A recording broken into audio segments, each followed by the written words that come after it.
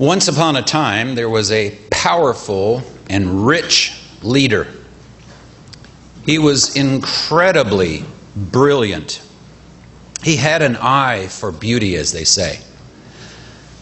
He could perceive architecture, amazing structure, quality like none other.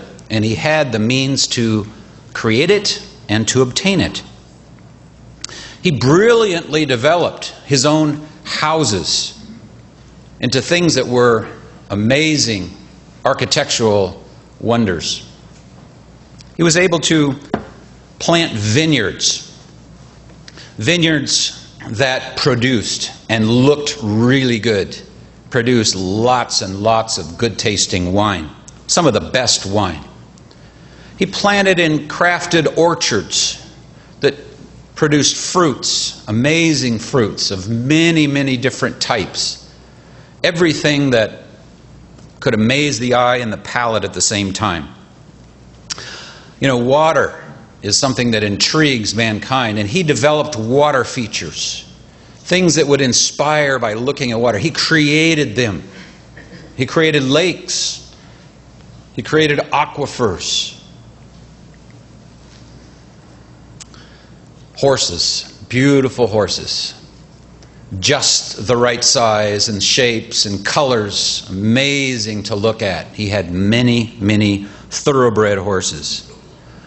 Jewelry, fine jewelry, every type of jewelry. Jewelry that was created to shock, to beautify, to make one look better. He had many kinds of jewelry. And art. He had a real eye for art and for the creation of art. And so he surrounded himself with artistic wonders that were so appealing to the eye. He had a virtual museum of musical instruments. You know, musical instruments come in many types and shapes, made by craftsmen, some old, some new. And then he also employed musicians to play instruments. So you had live performances of music that was inspiring, and this man knew music. He could write music himself. He came from a very musical family. And so he had the best of sight and sound and food, the best of everything. He even had a good eye for ladies. And he was able, through his power and his money, to acquire some of the most beautiful women, not only from around where he was, but from even other countries. And he sort of, as it were, traded in women to where they were influential women from other influential families in some cases. This was quite an operation this leader had. He was rich, he was smart, he had everything that the eye could desire. Concerning all those things, he wrote. He said, "Whatever my eyes desired, I did not keep from them." And he described everything I just told you in Ecclesiastes chapter 2. Whatever his eyes desired and saw and imagined, he did not keep from himself. There was a song in the 1970s that was written about what one's eyes sees in the world and in society. What is it that we let our eyes see and then that we focus on and that we let register? This particular song was called "Doctor My Eyes." And one of the sets of words in it said, "I have done all that I could to see the evil and the good. Doctor, my eyes, tell me what is wrong. Was I unwise to leave them open for so long?" What is it about our eyes? And what do we do with those eyes? And what do we use our eyes for? And when we see something, how do we process what we see? The title of the sermon is, "What Do Your Eyes See?" You might say, well, they see everything. Well, actually, they don't. Your eyes are actually linked to a brain that specifically are looking for some things. That's why people hit motorcycles all the time in cars and trucks. It's because they're looking for cars and trucks. The mind does not look for motorcycles, therefore you don't see them, and you tend to pull out and make a left turn in front of a motorcycle. That's the number one far away killer of motorcycle riders, is people in a traffic intersection making a turn as a motorcycle approaches right there in plain view, oftentimes with the light on, but the driver never sees him.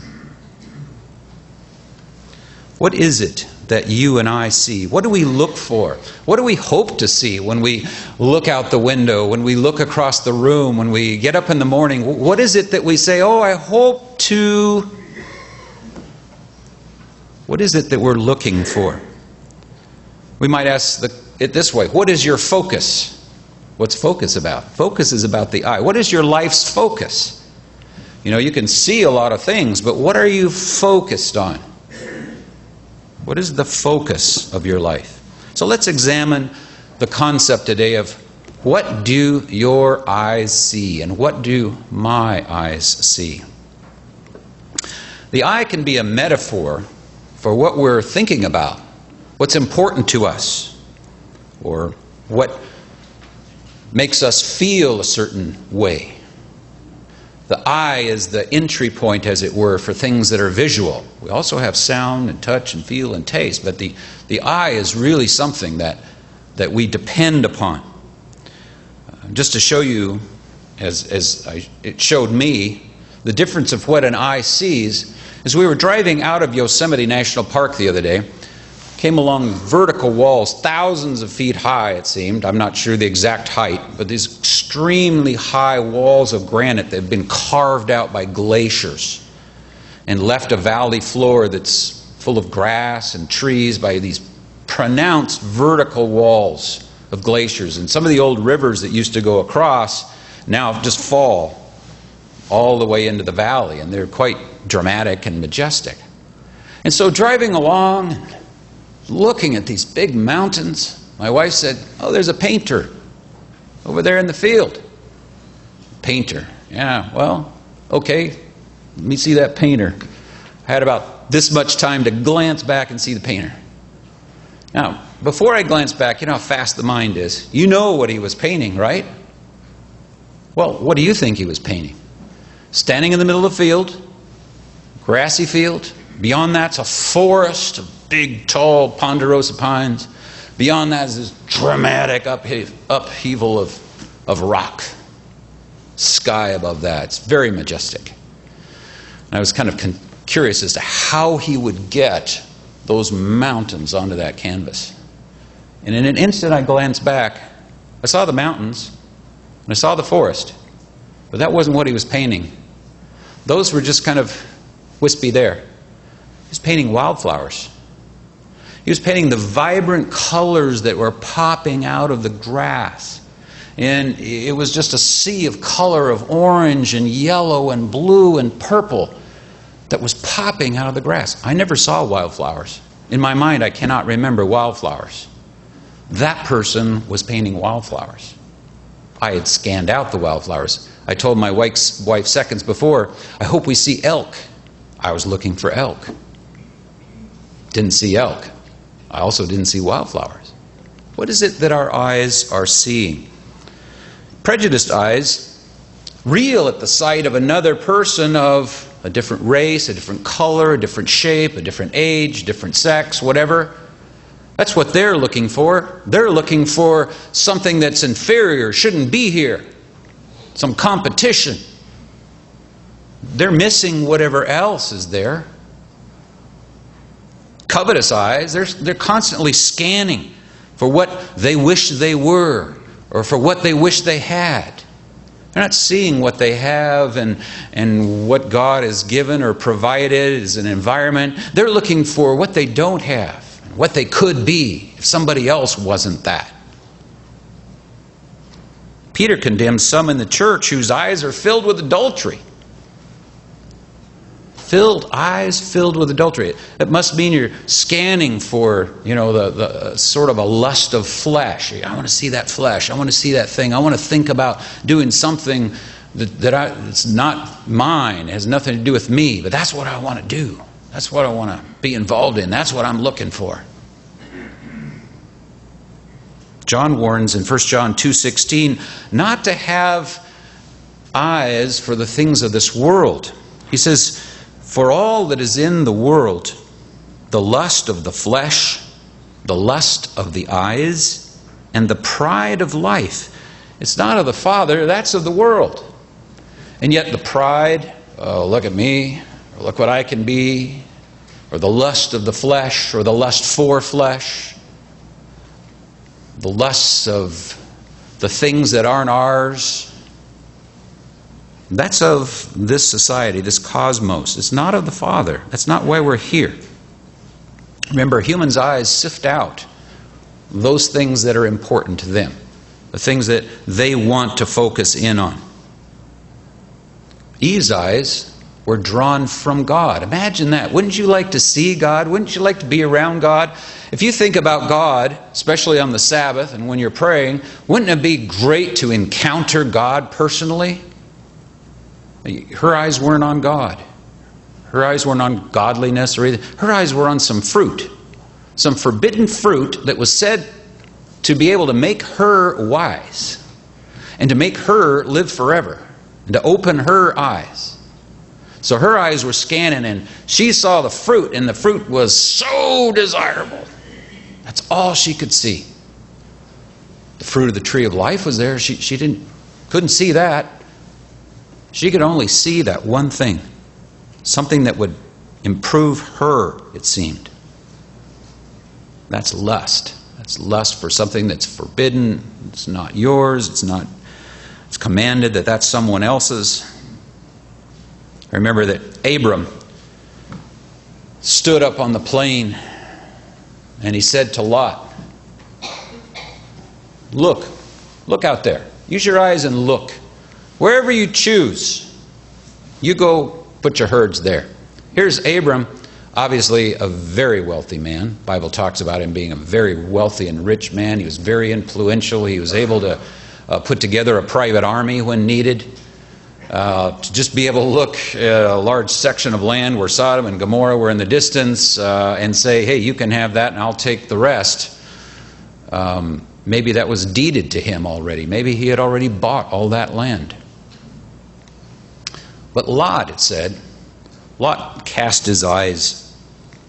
He looked out. His eyes saw the plains of Shinar. And he said, oh, this is well watered. That looks good for me. And that's where he went. Down there with Sodom and Gomorrah and the easily watered plains and the river.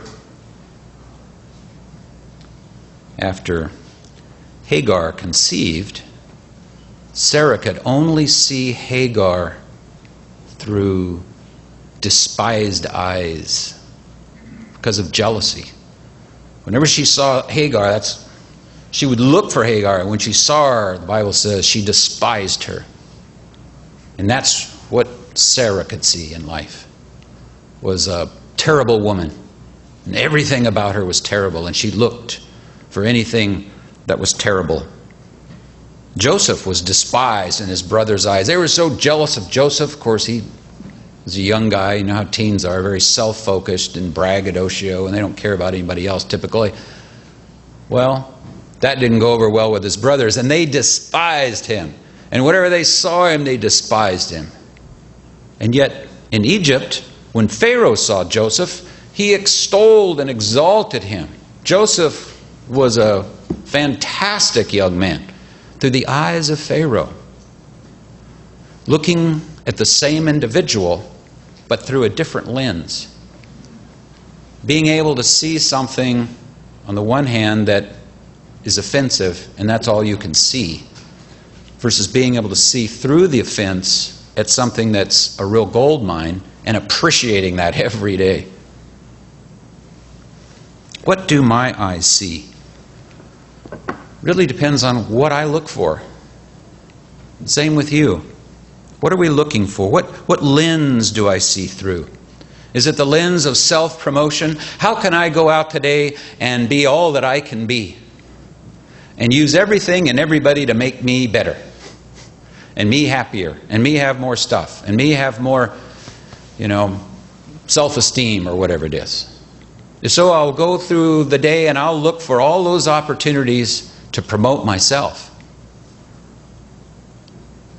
That's sad, because that's the way carnal human nature works. And all those individuals end up not getting promoted or developed. So one thing in leadership training I've come to learn is everybody has so much potential that has been so squelched and so held down. They feel so defeated with little self-worth, low self-esteem. Recently I was sitting with an individual who was a very fine teacher, and he was teaching his heart out and doing a great job at it. And afterward, I said, "Do you serve back home in your church?" "Oh, no. I can't do anything." "What do you mean you can't do anything?" "Well, I don't have that kind of talent." I said, "You're a great teacher. You're teaching and teaching and teaching. I'm listening. I'm learning. You're a great teacher." "Oh, no, not me. No, no. I'm afraid of my shadow." See, we as individuals can discount abilities that even God can help us grow in because others are not seeing through eyes of loving, growing, promoting, assisting, encouraging one another, but rather get up in the morning, what can I do to embellish myself so everybody around me will be stunted because all I can do is think of me. Now, if I start my day like that, what kind of a life will I have? It's a childish view of life. I mentioned teenage before, and I'm not ragging on teenagers here. Point is, I was a teen, and I was very selfish. I just didn't know it. I thought I was a great teen because people told me what a great teen you are. And then when I got to be 19, God sent me through something called repentance. And I took a look at myself and I said, what a selfish piece of trash. You are the most useless thing walking around. All you're interested in what you look like and what you're able to do. Why don't you just go drop dead somewhere and let the world get on with it? Like, okay, I think I will drop dead in baptism. And that's a great place to start. But I think you have to come through and grow up and come to the place where this maturity, emotional maturity, has to take place. You have to shift. You have to get it off of yourself and whatever's about you and get it onto other people. See what they can be. Some people never grow up. They go their whole life just like they were in teens, still whining and trying to promote themselves, and it's about them. Some teens get it a lot faster than I did, I'm embarrassed to say, and they mature emotionally while they're still young teens, and their mind isn't on themselves. They're starting to serve others and caring about others, and it's not about them. It's a great example for all of us. Are you one whose eyes see the faults in others? Some people get up and their eyes, that's what they want to see today. I want to see faults in others. I want to see faults in the cat. I want to see faults in the birds. I want to see faults in everybody and everything, even on TV. That's what I'm looking for. That's just how some people are. It's a criticism. They can't see anything else. Why? Because the eyes are trained. What my eyes will see is faults and deficiencies. That's what we're trained for. Talked to a lady who's an elderly lady, and from a young woman, she got married and had children. And her husband could only see fault in her. Their entire married life, all he could see was fault. She wasn't good enough at this, she wasn't good enough at that, she wasn't good enough at this, and he told her I cannot show you affection until you change. Otherwise, it would encourage you to stay like you are. So, during their married life, all he did was criticize her and withhold affection, letting her know that she was never good here and never good there and not quite good there and never good there. She tried. Oh, she tried, and along the way and all that trying, she became quite an efficient, effective individual in all those things she was trying at. But she never was good enough for him to tell her, wow, now you've reached it. I can be affectionate and I can show you, praise and everything else. It was always something else. It was always deficiency. When that man died, the woman found herself a lonely widow. And she said, I'm here all alone. And what a lousy person I am. I never made it to where I could get praised. And now I'm old. I had an encounter with that woman recently, and as she explained that, I said, it's interesting. Your name gets brought up from time to time, here and there, actually, as I travel. And it's always unqualified praise and amazement for what a sterling lady you are and what a great example you set. And it's often from young people, middle-aged people, and old people at the same time. And she said, I didn't know that. I said, it really, and I said, I'm not smoking you here. This is the real deal. This is unqualified praise from leaders in the church in many places and just people who bump into you. I kind of hear this from time to time. Like, really? How sad it was that her husband went through life always seeing something that was deficient. Could have gone through life seeing something that was fabulous to be married to. Depends on what the eye's trained for. I think we can all see why we see through our eyes. We all see ourselves as deficient. If you're critical, it's because there's something with you. And in that person's situation, the man received less praise than the woman did, and was perhaps growing less than the woman was growing. And so there's sometimes a counter for that, which is, I will attack. I will, cut people off at the knees. I will criticize. I will find something that's wrong.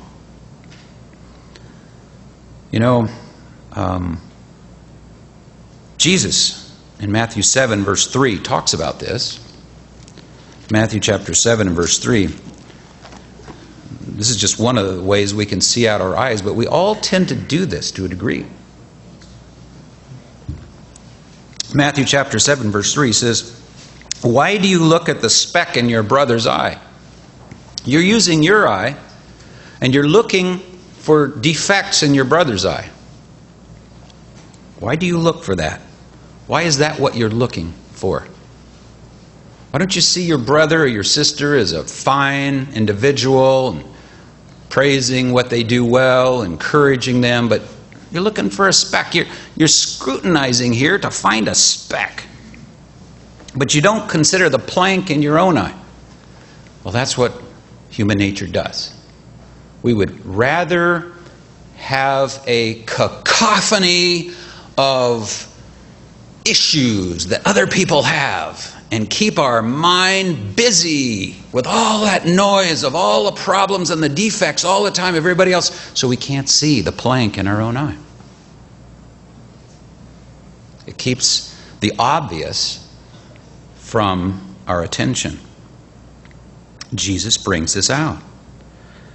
How can you say to your brother, let me remove the speck from your eye, and look, a plank is in your own eye? You could use lots of examples of the individual always complaining about his wife. And men will do that. They'll belittle their wives because of their own deficiencies, instead of building them up, appreciating them, encouraging them, Not just in marriage, but in life, on the job, in family, in the church. This is what true leadership is about. It's bringing out the best and encouraging the best performance and the best productivity in everyone. And there's a lot there. But if you get up with a critical eye, the world is broken. The company's broken. The church is broken. Everybody's broken. And nothing can be accomplished except yourself. That's not the way it really is. Verse 5, hypocrite, first remove the plank from your own eye, then you'll be able to clearly see to remove the speck from your brother's eye. I tend to find in my own experience that if you ignore the speck in your brother's eye, God will take care of that. You know how God sometimes shows you your shortcomings and me my shortcomings? A lot of that just gets taken care of. It's through the encouragement and the growth. Sometimes we feel a lot freer to look and ask God for correction. It seems, according to what Christ is saying here, the person with the greatest flaws is the first to find fault in others. To create that steady distraction. To kind of camouflage their own disappointments in life. It's like the woman who was caught in sin. Remember that event? Why was that woman caught in sin? Some busybody was watching that woman. You know? That was something done somewhere in secret. And somebody was lying in wait. Somebody was studying her. Somebody was trying to get ready to pounce. And there was a gotcha moment. Jesus Christ scratched something greater, evidently, about each of the accusers. Definitely there was a speck in her eye, but he seemed to be describing some planks. And when he was done, her mistake seemed much smaller than the mistakes of the accusers. We can have selfish eyes, lying eyes, lusty eyes, evil eyes. All kinds of eyes are described as what humans have. Those are the lenses that we can use if we're not careful. Proverbs 28:22 speaks of a man with an evil eye hurries after riches. You can see where that kind of selfish evil, lack of righteousness, lack of loving God and loving man is hastening after personal riches. That's an evil eye. 2 Peter chapter 2 and verse 14 contains some interesting things. I referred to this one just a minute ago, but let's look at 2 Peter chapter 2 and verse 14. It talks about individuals in the church here. It says, having eyes full of adultery. Or as the margin says, an adulteress. This can go either way, you see. It's something about, I want something there that's not mine, but I'm passionate because it's going to be about me, right? Eyes full of this kind of thing. Whether it's religious, spiritual adultery, physical adultery, etc. Something here is very self-focused. Now, going on, verse 14. They cannot cease from sin, enticing unstable lives. They have a heart trained in covetous practices and are accursed children. Several words they're good to point out, just meditating on this. First, let's start with the word children. Children, it's about them. And children don't really care. You know, give them a plastic baseball. I've seen this happen with my own grandkids. Give them a plastic baseball bat. What do you think they're going to do with it? And knock somebody's head with it. You know what? They're going to feel just fine about that. When the kid's screaming, they'll just walk around and find something else to hit with it. You got to stop the kid and say, what did you just do? I don't know. What was wrong with that? Well, how'd you like that hit on your head? Well, I hadn't thought about that. Let's hit the cat. You know, that's kids. So they're kids, they're self-centered, and like all of us were, and still are to a degree. We go on here in verse 14, backing up, covetous practices. So the eyes, you see, are coveting. Ooh, I want that. I want her. I want this. I want that. I want to do this. I want that experience. I want that thing for me. I want that, whatever. You turn into a little Solomon as your riches and wisdom will allow or permit. You turn into this little childish vacuum cleaner that wants everything for you. And going back up, cannot cease from sin. The thing that really gets to us, is this thing about sin. And what is it? Eyes full of something that's not godly gets us to sin. Our eye's a problem. Jesus said, if your eye causes you to offend me, what should you do to it? Plug it out. Now he's saying that metaphorically, because it's not your eye that's the problem. Being blind isn't going to take away carnality and make you perfect. But metaphorically, that which is the scanner, that's which the thing that you've trained so well needs to go. Imagine childlike eyes that simply see. They don't have a lens yet. It's a book called Metaphors on Vision. And here's a sentence from it. Imagine an eye unruled by man-made laws of perspective. The lenses that we humans create. Just imagine an eye that's unprejudiced by compositional logic. An eye which does not respond to the name of everything, but which must know each object encountered in life through an adventure of perception, simply because it's there. What is it? That eye that gets up in the morning and just simply sees everything. Without prejudice, without a lens, without some sort of a tactic involved, without a presupposed composition that has to be there, just to see. What do your eyes see? I ask myself. What do you scan for with the eyes? Eye candy? Attention? Or fault? Perhaps at times we have eyes for that much more.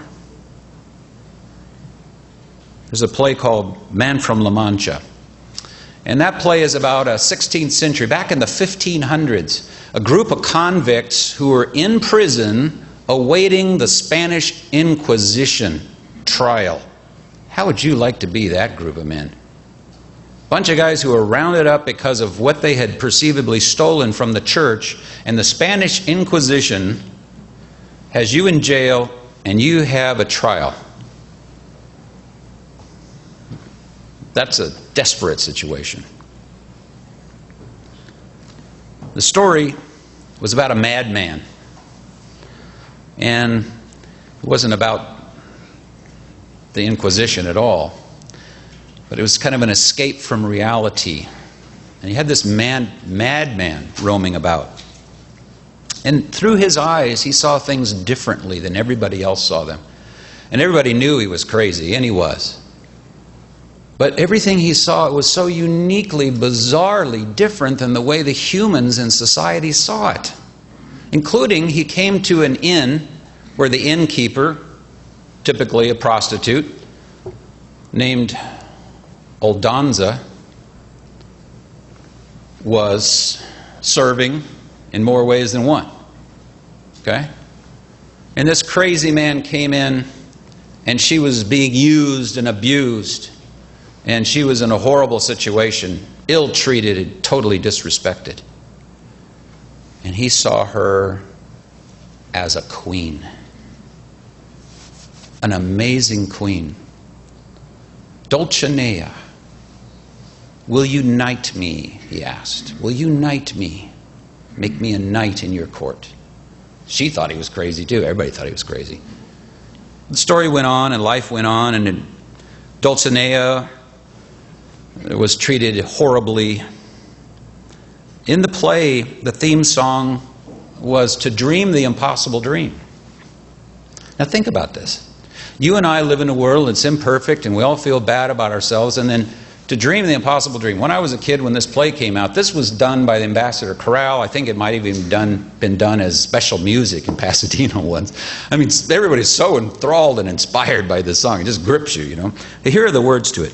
To dream the impossible dream, to fight the unbeatable foe, to bear with unbearable sorrow, to run where the brave dare not go, to right the unrightable wrong, to love pure and chaste from afar, to try when your arms are too weary, to reach the unreachable star. This is my quest, to follow that star, no matter how hopeless, no matter how far. To fight for the right without question or pause, to be willing to march into hell for a heavenly cause. And I know if I'll only be true to this glorious quest, that my heart will lie peaceful and calm when I'm laid to my rest. And the world will be better for this, that one man scorned and covered with scars still strove with his last ounce of courage to reach the unreachable stars. Now those lyrics raise spirits. They're encouraging. They lift people who hear them, and they want to sing the song. And it makes people want to rise, to do better in their life, to aspire to something and keep going. It was the same with the prostitute Aldonza. The closing line of Man from La Mancha, you may remember, she states to the men who call her Aldonza, kind of call her over, you know. She says, no, my name is Dulcinea. She decided she was going to make a change, even though the man was crazy. She's, from now on, the queen. That's what she's going to be. She's going to change. Okay, so everybody wants a new canvas to paint every day of their life on. And that's a wonderful thing. We can pray and we can be forgiven. But the reality of it is, if we don't change what our eyes are seeing, we're not going to be there to encourage and lift everybody up. You know, we can say, oh yes, I'll reach for the stars, like the song says. But there's another saying that goes something like this. It's hard to soar with the eagles when you're surrounded by a bunch of turkeys. We need to quit being the turkeys for each other. We do. You know, we are called as brothers and sisters in the household of God to build and edify the body, to build up the body through the agape love, with each part doing its share. And we can't do this on our own. This is not this is about me, or a self-promotion, self-help message at all. No, this is about God. It's about the family of God. It's amazing how people develop skills when they're encouraged and praised. I've never met a person yet that was so deficient that they didn't take off like a rocket when they received some praise, some encouragement, some thanks. And God sees you that way. We need to see each other that way. What is God's eye focused on? If we want to have the eyes like God and see what God does, what are His eyes focused on? Notice in John 3:17, here's what Jesus said. For God did not send His Son into the world to condemn the world. He didn't show up with critical eyes. He didn't show up to take from anybody, lusty eyes. He didn't show up with covetous eyes. He just showed up with godly eyes. He didn't come to condemn the world, but that the world through Him might be saved. The focus of God's eyes is saving humans, elevating humans, bringing them up, forgiving them, forgetting, bringing them up into God beings in His family.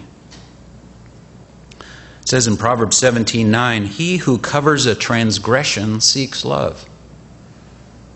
Who covers your transgressions and mine? And what is He seeking? Jesus Christ, God the Father, cover transgressions. They seek agape love. That's what we're to be about. And as we cover transgressions, sometimes with concern, and sometimes we have to get things assisted and helped and on track, but not through critical eyes or condemning eyes. We're covering a transgression. We're seeking a relationship. Jesus Christ gave us that daily model prayer outline, which includes these words. Number one, your kingdom come. There's the stars, as it were. And forgive us our trespasses as we forgive those who trespass against us. That's the view of God. Come on up. Come up to the spirit realm. Come up in your character. Come up, grow up in the stature and the fullness of Christ. Raise. Don't go down. Raise. And by the way, let's forgive one another as we make progress. God family view through their eyes is the kingdom, building up, encouraging, and growth. And what exactly is in God's eye? What does He, as it were, get up and wake up to every morning to see? David says in Psalm chapter 17, verses 6 through 8, it's us. He's looking for children developing. He's excited to, as it were, get up every day and look and see how the crop is doing, as the farmer patiently awaits the fantastic crop that he's worked for. Psalm chapter 17, verses 6 through 8, David begins this way. I have called upon you, for you will hear me, O God. How sad that is. How sad that is. We each get on our knees and we call to the only one who will hear. Because everyone else's eyes are too judgmental, too covetous, too looking for self-interest, etc., etc. And we have to call upon God. We should not be like David had to be. We should definitely call upon God, but we should call upon each other, knowing that I have called upon you, the church, my family, my friends, my relatives in the Lord. But David could only call upon God, for He alone would hear him. Incline your ear and hear my speech. Show your marvelous loving kindness by your right hand. It shouldn't just be God's loving kindness. It should be my loving kindness, your loving kindness. Because we're extensions of God in this new covenant.